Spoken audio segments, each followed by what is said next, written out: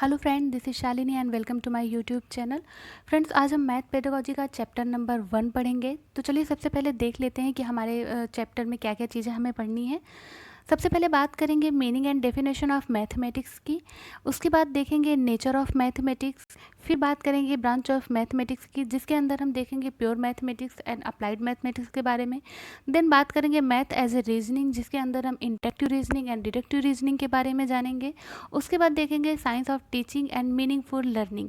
तो चलिए स्टार्ट करते हैं हमारा आज का topic, meaning and definition of mathematics, यानी जो अर्थ और उसकी परिभाषा मैथमेटिक्स की। Mathematics is the science that deal with the logic of shapes, quantity and arrangement. It means कि मैथमेटिक्स जो है वो एक विज्ञान है जो डील करता है शेप्स के, क्वांटिटी एंड अरेंजमेंट को, उसके लॉजिक को। Math is all around us in everything we do, यानी हम जो कुछ भी करते हैं उन सब में कहीं ना कहीं मैथ जो है वो इन्वॉल्व होता है। It is the building block and everything in our daily lifes, यानी हमारी डेली लाइफ में ये एक बिल्डिंग ब्लॉक का काम करता है, including mobile devices, architecture, art, money, engineering and even sport. यानी जो मैथ है वो हमारे हर फील्ड में कहीं ना कहीं इन्वॉल्व है, चाहे वो हम बात कर ले स्पोर्ट की, आर्ट की, आर्किटेक्चर की, या इवन हमारा मोबाइल जो है उसमें भी मैथ इन्वॉल्व होता है। The Hindi version of mathematics is called गणित। हिंदी में मैथमेटिक्स को हम गणित बोलते हैं। गणित means the science of calculation, यानी हम इसको कह सकते हैं कि जो गणित है वो गणना का विज्ञान है। उसके बाद बात करते हैं Locke. According to Locke, mathematics is a way to settled in the mind of a habit of reasoning, यानी जो मैथमेटिक्स है वो हमारे माइंड को सेटल करता है, उसको एक हैबिट होती है रीजनिंग की, यानी हमें तर्क करने की आदत जो है वो मन में बसाने का एक तरीका है mathematics. According to Galileo, mathematics is the language in which God has written the universe, यानी मैथमेटिक्स वो भाषा है जिसमें गॉड ने इस यूनिवर्स को लिखा है। ये गैलीलियो के अकॉर्डिंग है। According to mathematician, mathematics may be define as the science of number and space, यानी जो मैथ है वो एक तरह से विज्ञान है नंबर और अंतरिक्ष का। बेंजामिन पेयर्स के अनुसार mathematics is a science which draw necessary conclusion, यानी इनके अनुसार साइंस एक विज्ञान है जो एक कंक्लूजन ड्रॉ करने में जिसकी ज़रूरत हमें पड़ती है। उसके बाद बात करते हैं नेचर ऑफ मैथमेटिक्स की। Mathematics is A science of space, number, magnitude and measurement, यानी ये एक ऐसा विज्ञान है जो अंतरिक्ष की, नंबर की, मैग्नीट्यूड के और मेजरमेंट के बारे में बात करता है। Mathematics has its own language, यानी इसकी अपनी खुद की एक भाषा होती है।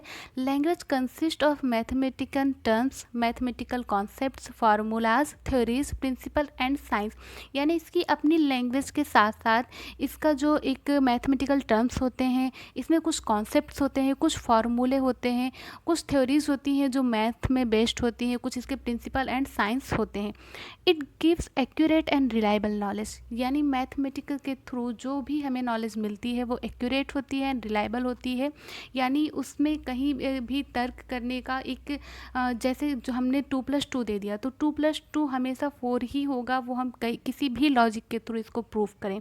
Mathematics knowledge is exact, systematic, logical and clear so that one is the capture it can never be forgotten, यानी ये नॉलेज एग्जैक्ट होती है, सिस्टमेटिक होती है, लॉजिकल होती है, और अगर एक बार हम इसको कैप्चर कर लेते हैं तो फिर इसको हम कभी नहीं भूलते हैं।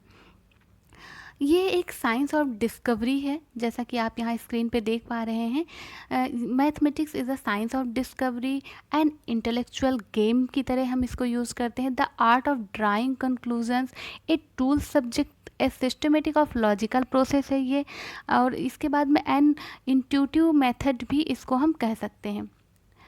उसके बाद बात करते हैं mathematical rules, law and formulas are universal and that can be verified at any place and any time, यानी जो भी जैसे कि हम आगे बात कर चुके हैं कि इसके जो फार्मूलाज होते हैं या इसके जो कॉन्सेप्ट्स होते हैं वो पूरे यूनिवर्स में किसी भी प्लेस पे किसी भी टाइम वो एक ही फार्मूले से एक ही उसका आंसर निकलेगा, यानी अगर 2+2 हम यहाँ कर रहे हैं तो हम इस यूनिवर्स में कहीं पर भी जाके उसको सॉल्व करेंगे वो 2+2 4 ही आएगा। करेगा। It develop the ability to induction, deduction and generalization, यानी ये एक एबिलिटी डेवलप करता है इंडक्शन की, डिडक्शन की एंड जनरलाइजेशन की। इन टर्म्स को हम आगे डिस्कस करेंगे। Mathematics help in develop scientific attitude among children, यानी ये बच्चों के अंदर एक साइंटिफिक एटीट्यूड डेवलप करता है। The study of mathematics given the training to scientific method the children, यानी ये साइंटिफिक मेथड की ट्रेनिंग देता है बच्चों को। उसके बाद हम बात कर लेते हैं ब्रांच ऑफ मैथमेटिक्स की। इसके अंदर दो तरह की ब्रांचेस होती हैं इसकी। जैसे हम पहला बात करते हैं प्योर मैथमेटिक्स और बेसिक मैथमेटिक्स, जिसके अंदर हमारा अलजेब्रा, ज्योमेट्री, मॉडर्न मैथमेटिक्स या नंबर सिस्टम आते हैं। उसके बाद दूसरा इसका जो ब्रांच है वो अप्लाइड मैथमेटिक्स, जिसके अंदर statistic, mathematical aspect of physical theories होती हैं, कैलकुलेटर ऑफ साइंस होता है। उसके बाद हम बात करते हैं रीजनिंग। रीजनिंग हमारी दो टाइप की होती है मैथ में। जैसे हम बात करते हैं इंडक्टिव रीजनिंग की एंड डिडक्टिव रीजनिंग की। तो सबसे पहले हम जान लेते हैं इंडक्टिव रीजनिंग क्या होती है और डिडक्टिव रीजनिंग क्या होती है। तो जो इंडक्टिव रीजनिंग होती है वो कंक्रीट टू एब्स्ट्रैक्ट होती है, यानी मूर्त से अमूर्त की तरफ होता है। इसमें सबसे पहले हम जो बच्चों को एग्जाम्पल दे देते हैं, एग्जाम्पल के बाद हम उनको रूल्स सिखाते हैं। ये स्पेसिफिक टू जनरलाइजेशन होता है, यानी विशिष्ट से सामान्य की ओर चलता है। एग्जाम्पल टू फार्मूला जाता है, यानी उदाहरण से नियम की ओर जाता है।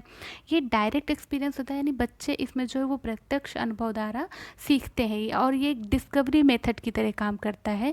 जो बिगनर्स होते हैं उनमें, उनके लिए ये बहुत ही हेल्पफुल होता है।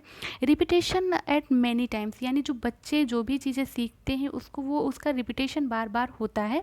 चाइल्ड जनरलाइजेशन आफ्टर ऑब्जर्वेशन, यानी बच्चे पहले ऑब्जर्व करते हैं उसके बाद जनरलाइज करते हैं, यानी अवलोकन के बाद सामान्यीकरण होता है।